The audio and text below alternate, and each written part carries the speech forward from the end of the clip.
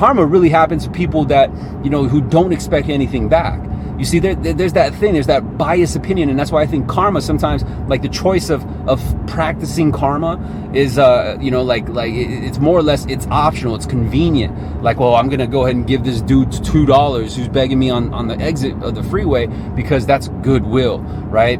But sometimes people will do it in expectation that good things will happen in return. Well, you got to get it to a point where you do things regardless if you get return. You got to have faith that you are just really trying to serve and deliver value at all times and at all means necessary, with the idea and of course the understanding that what you do upon others, you're naturally doing it for yourself.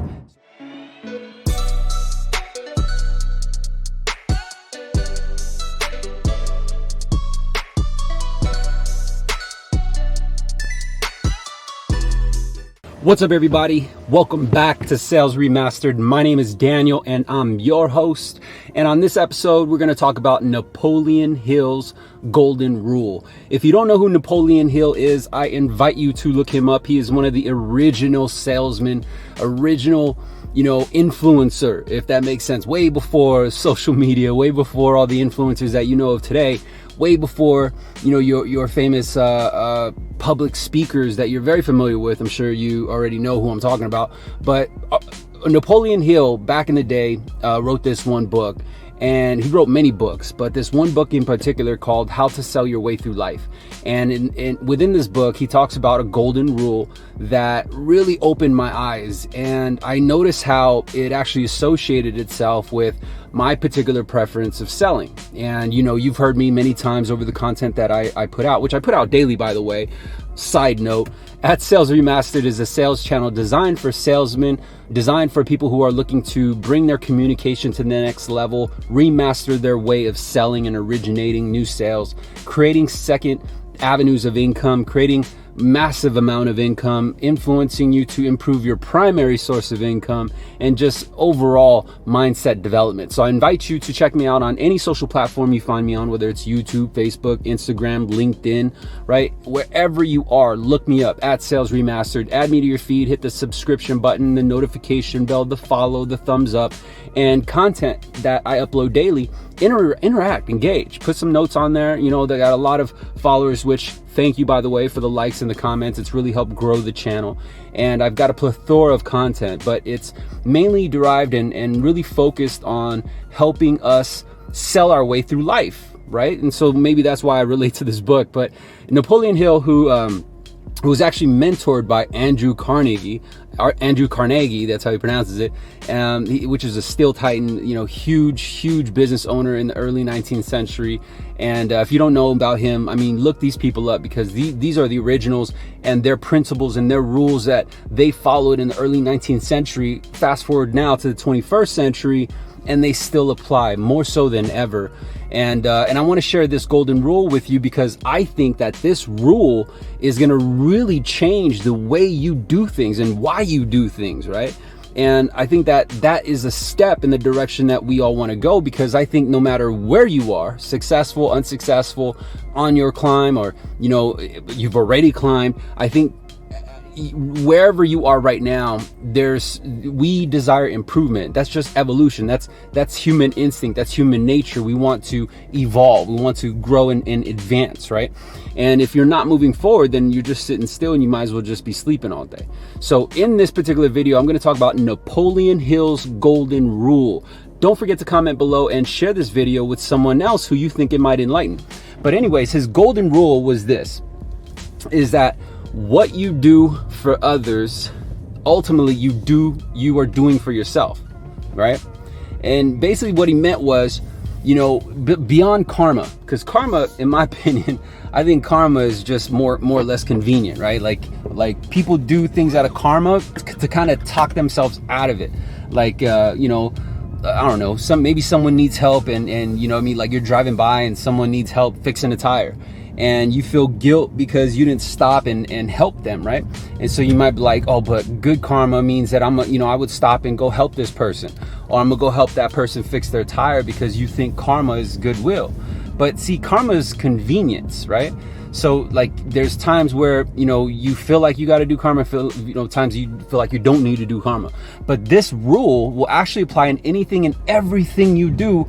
And in sales, we need to be motivated in this way. And the way that I'm talking about is what you do upon others, you're ultimately doing for yourself. So every business titan, every successful entrepreneur, any successful influencer that you know of, or success story that you know of, ultimately that's what they followed, right? Because what they wanted to do for others was solve a problem. They wanted to make something convenient. Think of iPhone, think of vehicles, think of internet, think of computers, think of all the leading industries right now that has a product that you purchased, is because they wanted to improve a current process or improve an experience and solve a problem, right? And so the entrepreneurs who brought us these products like Apple, LG, whatever it is, they were trying to solve a problem, and thus it solved the problem for them. And their problem was they were looking for success. They had a problem of having a unknown brand name or maybe a launched business. Their problem was they needed to get it out there, right? They needed to launch it and become a successful business. Netflix, for example, right? Which, by the way, I'm reading this book right now. It's called That Will Never Work. It was written by the co-founder of Netflix. Very interesting story. It shows you kind of the backstory of Netflix and how it came about, and how many, how much resistance it actually met in trying to actually develop and move forward, and teaches you like where they started, how they came up. And it's really interesting. I'm not yet done with the book, but I'll be sure to leave a review. So if you want to check out that review, definitely don't forget to subscribe or follow the channels, as I'm going to be blasting that review pretty soon. But going back to that rule, the golden rule, and again, just following it, because when you go into your work today, you're going to notice that there are two kinds of people. And we are going to fall into one of these groups. We, meaning you and me, right? Like, we're going to fall into one of these two groups. One group is going to be just doing things for themselves, right?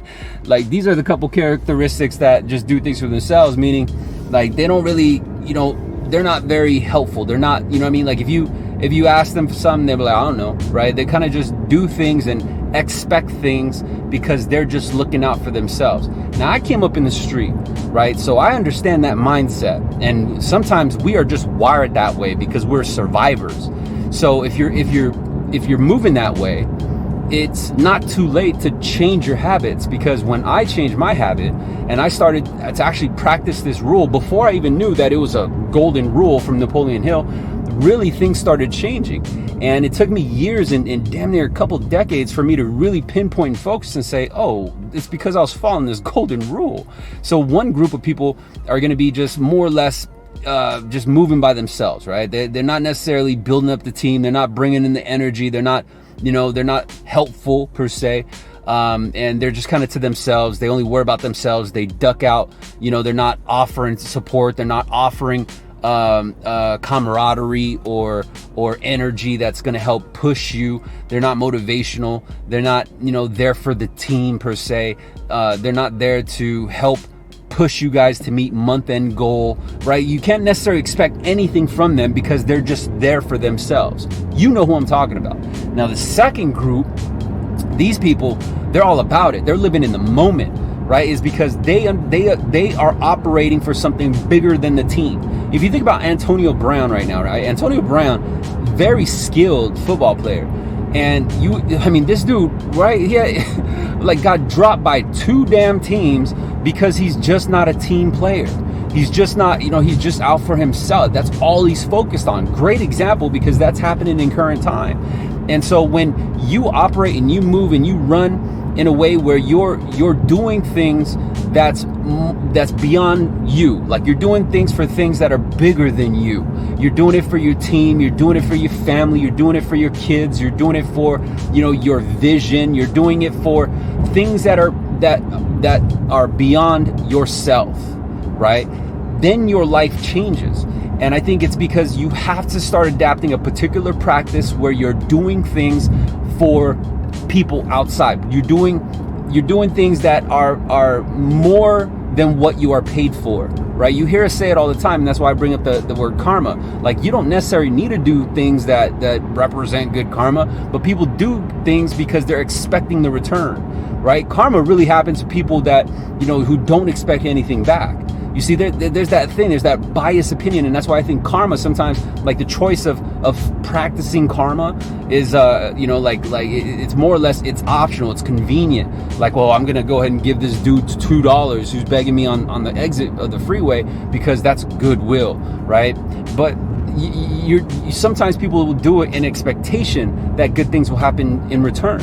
Well, you got to get it to a point where you do things regardless if you get return. You got to have faith that you are just really trying to serve and deliver value at all times and at all means necessary, with the idea and of course the understanding that what you do upon others, you're naturally doing it for yourself. So if you're solving people's problems, if you're improving their quality of life, if you're increasing their cash flow, if you're doing something of great value to them, you're going to receive value in return.